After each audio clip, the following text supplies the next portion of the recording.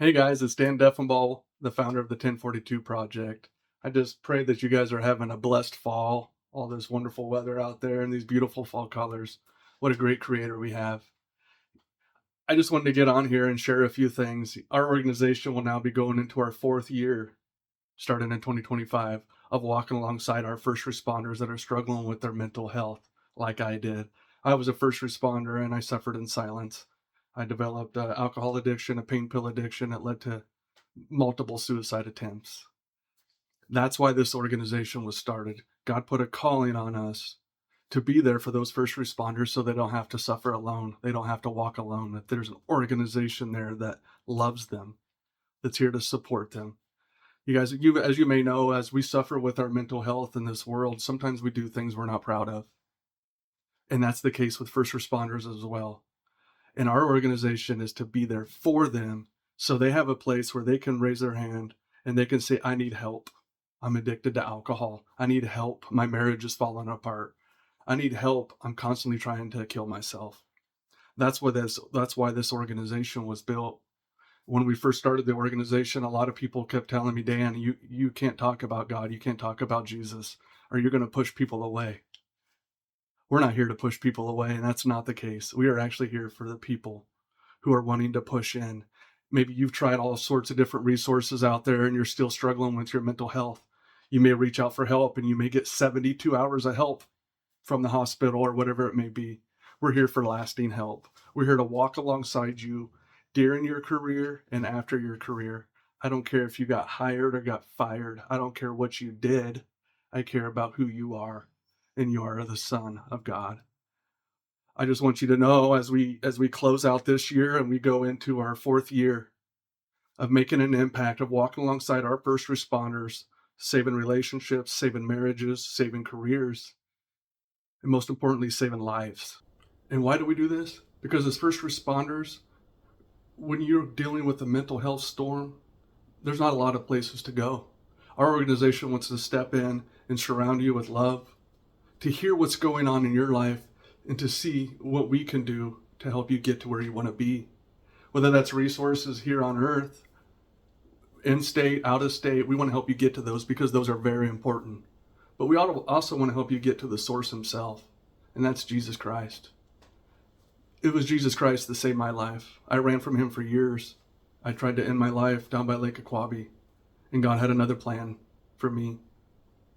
And he has another plan for you because you were built on purpose and for a purpose. So if you're a first responder or you're a family of a first responder, I just ask as we walk into this 2025 season that you partner up with us. I ask you to pray about it. Pray about how you can help our organization as we are in the trenches helping our first responders. We have three pillars here at the 1042 Project, and the first one is we want to equip, we want to restore, and we want to repurpose our first responders. If we can give them the mental health tools and the spiritual tools as they start their careers and go through their careers, we don't have to save so many. They can know that there's an organization already set up for them who wants to get to know them as they start their career. So when they have these issues, these crises in their career, they have a home to come back to get help, confidential help, help from other first responders who have walked through the same hell that you may be going through and have come out on the other end. As we equip them, we want to restore the ones that are broken, like I was. We want to restore them. We want them to get back to who they are and who they're meant to be. Trauma steals the joy from us. It steals all of the hope. It takes it away.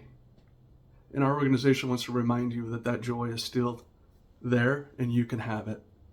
There's a group of brothers and sisters in our organization that loves you. We understand you and we want to be there for you. So if you're a first responder out there, as we go into this holiday season, I know it can be hard. We are getting record amounts of phone calls of people that are suffering and hurting. And as we go out and we reach out to them and we sit down with them and we pray with them and we help them get to the resources, we help remove those barriers financially or the fear of doing it alone. As we do that, we just ask for you to pray for our organization. And if you feel called to help support us, we need your help. It can be hard to ask for help, but our nonprofit organization needs help. The need is growing so fast, and we have people reaching out in record numbers that are hurting, and we will not say no. We will not say no to anybody.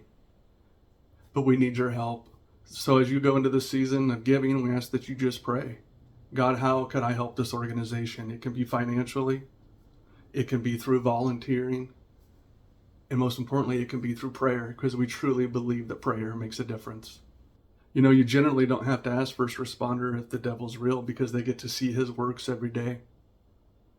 But what they do have trouble seeing is the joy and love of Jesus. You know, John 10:10 says the devil comes to kill, steal, and destroy. But God comes to give you life, and life abundantly. A lot of first responders know about the kill, steal, and destroy because they deal with it every day. But what they don't know, or what they have forgotten, is that God has come to give life, and life abundantly. You no longer have to hide behind your guilt and shame of feeling like you're the only one going through it, because I know what that's like.